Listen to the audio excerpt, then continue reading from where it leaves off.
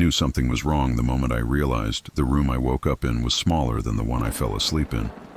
Not by a lot, maybe just a foot shorter in length, a window placed slightly higher than I remembered, but enough that my stomach twisted in a way I couldn't explain. And that wasn't even the part that made my pulse spike. What terrified me were the scratch marks on the inside of the bedroom door, because I didn't remember them being there before I went to sleep.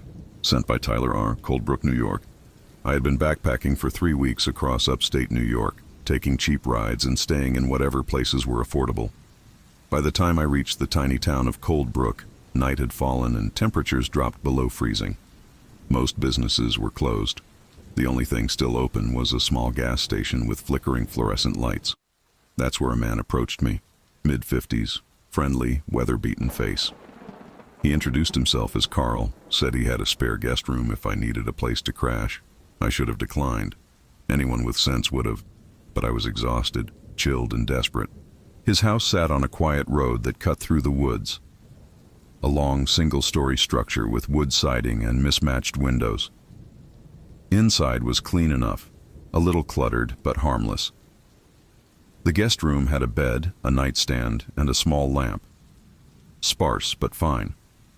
I fell asleep almost immediately.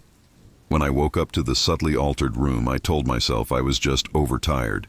Rooms looked different in the dark, in morning light, depending on perspective. But the scratch marks on the door were undeniable. Long, shallow, desperate lines, as if someone clawed from the inside out.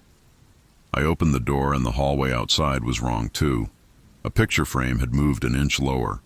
A runner rug had dark stains that I didn't remember seeing. The air smelled faintly of metal, like old water pipes. Carl was in the kitchen making coffee. When I mentioned the scratches, he chuckled lightly, too lightly, and said, "Ah, old house. Things shift around. Wood settles funny here." He didn't even look up at the door. His dismissal felt rehearsed, like he'd said that same sentence many times. I told him I'd be leaving soon, but he insisted, almost gently, almost pleading, that I stay one more night. "Storm coming," he said, pointing out the window at the overcast sky. "Road might wash out." There was no storm predicted on the weather app I'd checked the day before, but when I tried to refresh the forecast on my phone, it refused to load anything. Every app spun endlessly. I decided I'd leave after breakfast anyway, but the road was washed out. Not from rain, there hadn't been any, but from some kind of municipal work that came out of nowhere.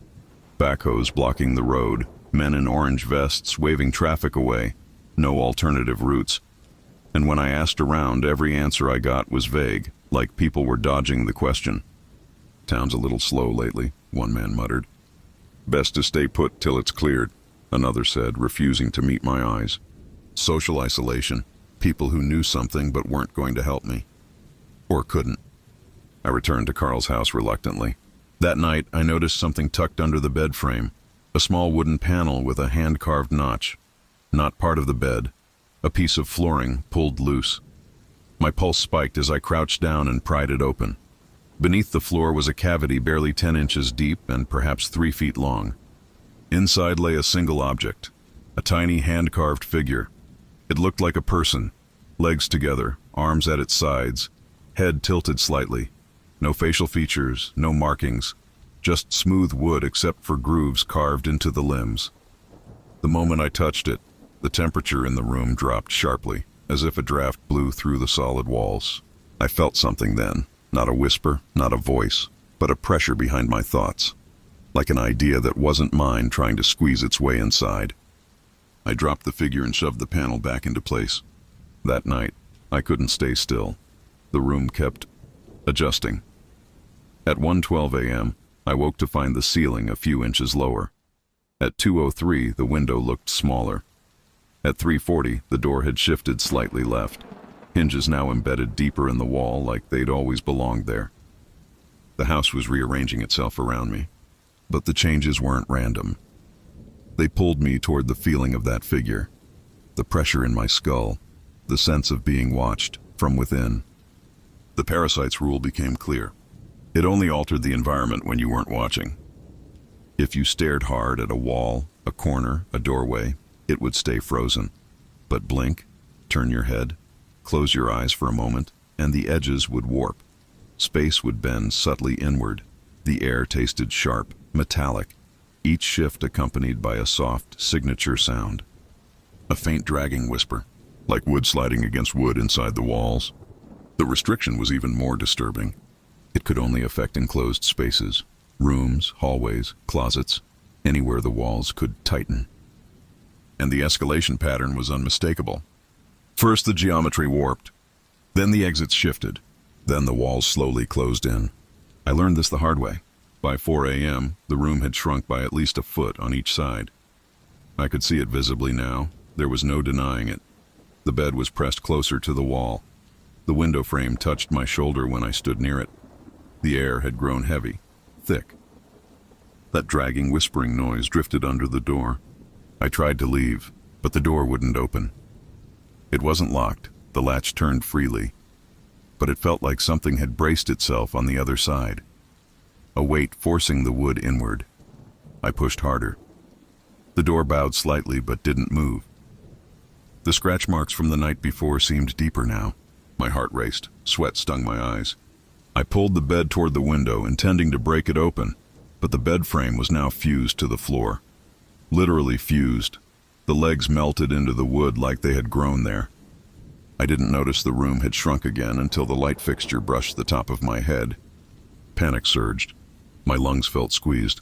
The whispering sound grew louder, closer, as though circling me. Desperation surged. I screamed for help, pounded on the walls, kicked the door. Nothing changed. I don't know why, but in that moment, of all things, my mind flicked back to something I'd heard on YouTube during one of my sleepless hostel nights. If you're enjoying these true horror stories, make sure to subscribe to Ultra Spooky and hit that notification bell so you never miss when we upload new nightmares. It dropped into my thoughts like a strange reminder of the world outside, one where rooms didn't shrink like lungs exhaling. I forced myself low to the ground and shoved my fingers under the loose floor panel. I ripped it up. The carved wooden figure was still inside. The room tightened again. The walls creaked inward with a dry, hungry groan. The parasite was reacting to the exposure of the object, or to me resisting its influence. The figure felt warm in my hand despite the cold air. I didn't know what else to do, so I crawled to the door and slammed the figure against it like a talisman. The door jolted. Then it gave way. Not because I pushed it open, but because something pulled it open from the outside. I tumbled forward into the hallway, gasping. The house felt normal-sized again. Doors aligned properly, ceiling high, but Carl stood at the far end of the hall, half hidden by shadow, his face emotionless. "You shouldn't have touched it," he whispered. "You knew?" I shouted, trembling. He didn't answer directly. Instead, he said, "Once it learns the shape of your fear, it keeps it." That sentence will haunt me until I die. I didn't wait for him to say anything else. I ran, barreled past him, threw myself out the front door and sprinted into the cold pre-dawn woods until my legs shook. When I reached the main road, the construction equipment was gone. No workers, no closures, no sign anything had ever been there. I hitchhiked out of town that morning. But the story didn't end there. 2 weeks after escaping, while staying in a cheap motel in Vermont, I noticed something horrifying. The room's dimensions seemed off. The window sat half an inch higher than it had the night before. The far wall looked closer, and in the middle of the night I heard it again. That dragging, whispering sound. The psychological parasite doesn't live in Carl's house. It lives in me now. It learned the shape of my panic. And every night the room I sleep in gets a little smaller. This was just one of many terrifying true stories from the Ultra Spooky archives. Stay tuned for our next tale of horror.